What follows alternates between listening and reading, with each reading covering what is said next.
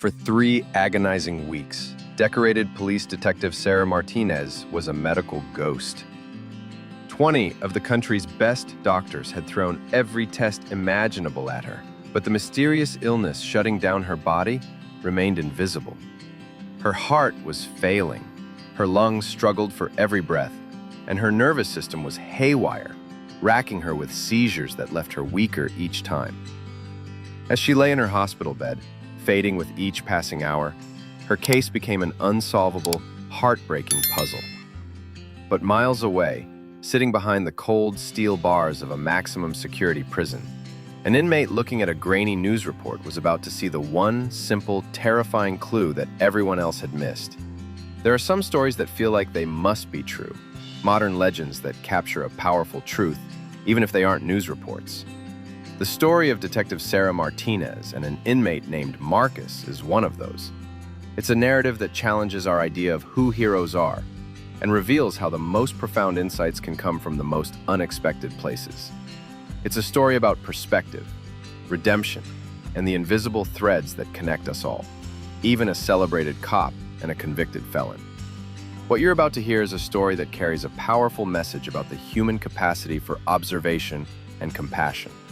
To understand the depth of the crisis, you first have to understand the woman at its center. Detective Sarah Martinez wasn't just a cop. She was a force of nature. At 34, she'd built a reputation in the Phoenix Police Department for being unshakable. She was the one who walked into tense domestic disputes and brought a strange calm, the one who could stare down a violent offender without flinching, and the one who meticulously pieced together complex homicide cases others had given up on. Her arrest record was legendary, but so was her sense of fairness. She saw the law in black and white, but she saw the people it affected in shades of gray. Her colleagues looked up to her, not just for her skill, but for her integrity. She was first to arrive and last to leave. Her life was her work, a disciplined routine of early morning runs, long hours at the precinct, and late nights poring over case files. She was tough, resilient, and the very picture of health. That's why what happened next was so incomprehensible. It began so subtly that Sarah herself just brushed it off. A flicker of blurred vision on a stakeout she blamed on fatigue. A tremor in her hand, signing a report she chalked up to too much caffeine. She was a cop. Pushing through discomfort was part of the job. But then, one sweltering Tuesday afternoon, the whispers of her body's betrayal became a scream. She and her partner, Officer Rodriguez, were responding to a routine fender bender. The sun was relentless. Sarah was interviewing a driver when a strange, metallic taste filled her mouth. The world started to tilt, the edges of her vision turning dark. She heard Rodriguez call her name, but his voice sounded distant, like it was coming from the end of a long tunnel. The last thing she remembered was the blistering heat of the pavement as she collapsed. The call came in at 3:47 p.m. "Officer down!" Panic flared through the radio. When Rodriguez got to her, she was convulsing on the ground. There were no wounds, no injuries. Nothing to explain why a perfectly healthy woman had suddenly been struck down. An ambulance screamed to the scene, and within minutes, she was being rushed to Phoenix General Hospital, her life hanging by a thread. Section 1. The baffling decline and the desperate search. At the hospital, it was organized chaos. Dr. Rebecca Chen, the sharp, experienced head of emergency medicine, took one look at Sarah and knew this was no ordinary case. The initial symptoms were a terrifying cocktail: violent seizures, a dangerously erratic heartbeat, and severe respiratory distress. Every monitor Sarah was connected to blared alarms, her vitals swinging wildly. It was as if her body's internal systems were all short-circuiting at once. Dr. Chen's team worked frantically. They ran a battery of tests. A CT scan of her head to look for a brain bleed or tumor came back clean. An EKG showed a dangerous rhythm but gave no clue as to the cause. Blood was drawn and sent to the lab for a full toxicology screen and tests for every common infection they could think of. The first hours were a blur of stabilizing her and intubating her to help her breathe. Sarah was moved to the ICU, her body still a war zone. As the first day turned into a week, The mystery only deepened. The initial toxicology report came back negative for all the usual suspects. No opioids, no common poisons. Dr. Chen, realizing she was out of her depth, began assembling a team of specialists. She called in a top neurologist, a renowned cardiologist, an infectious disease expert, and a team of toxicologists to look for more obscure compounds. Each specialist brought their own theories and their own batteries of tests.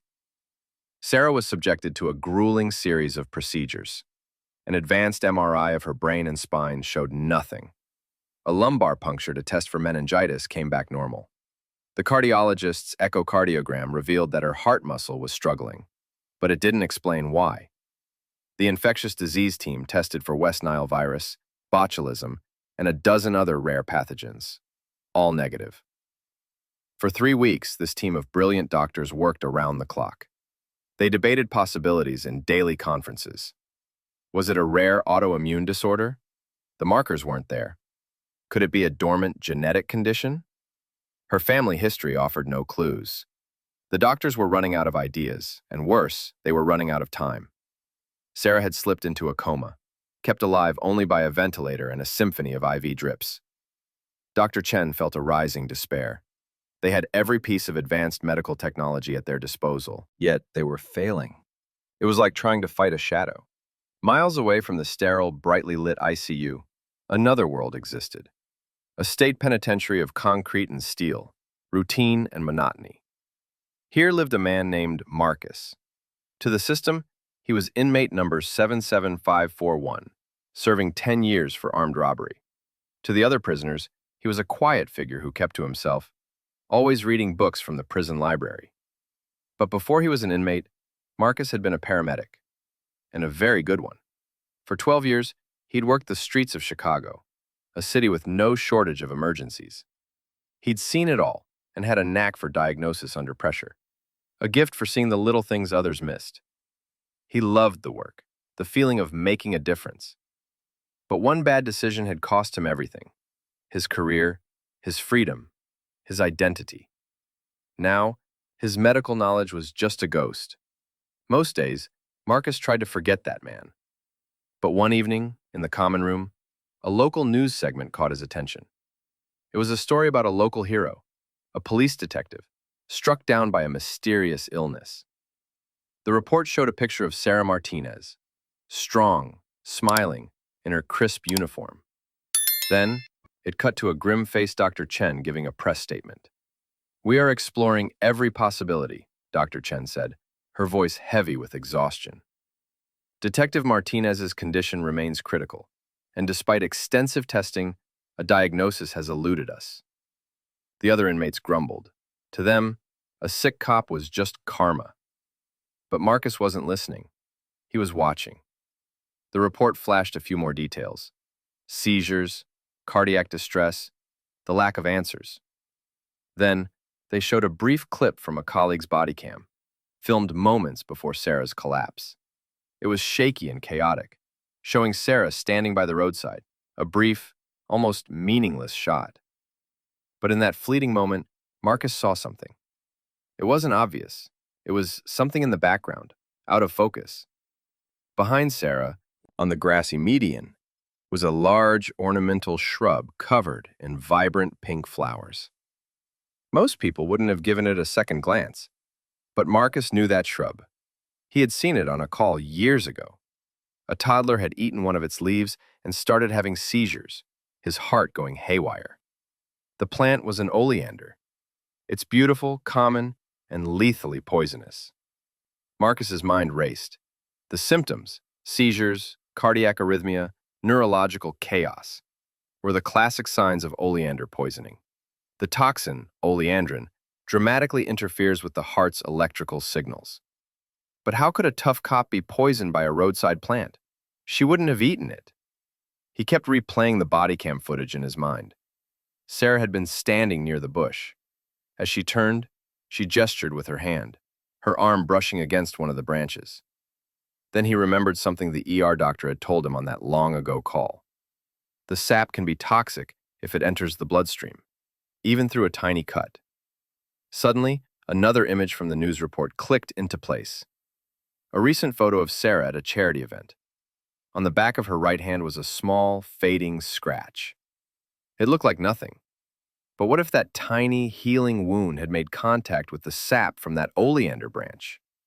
It was a wild, almost impossible theory, based on a 2-second video clip and a half-remembered detail from a decade ago. But it was a perspective no one in the hospital had. They were looking for a complex disease. Marcus was looking at a simple plant. Marcus knew he had to tell someone. But how? He was a convicted felon. Who would listen to a prisoner claiming he'd solved the medical mystery that had stumped 20 top doctors? He imagined telling a guard, "Hey, I think I know what's wrong with that cop on the news." He'd be laughed out of the room. Desperation set in. He was certain he was right, and he knew that the toxin in oleander often didn't show up on a standard hospital tox screen. His first attempt was a bust. He tried to explain his theory to a guard who just rolled his eyes. "Yeah, right, inmate. Keep it moving." Frustrated, Marcus realized he needed a different approach. He had to get to someone who might actually listen.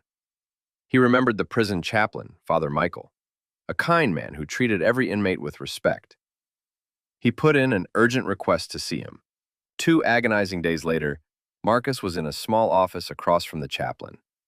He took a deep breath and laid it all out, starting with his past as a paramedic. Then, he explained what he'd seen on the news, the oleander bush, the scratch on Sarah's hand, and how her symptoms were a textbook match for oleandrin poisoning.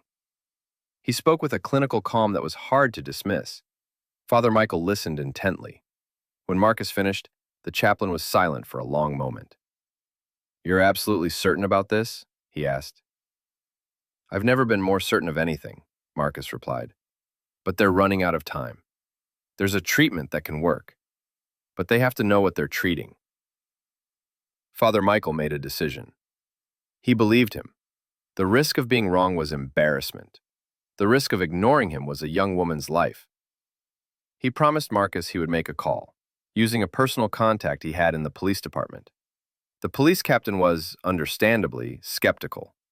A tip from a con? It sounded like a prank. But Father Michael was a respected figure, and he was insistent.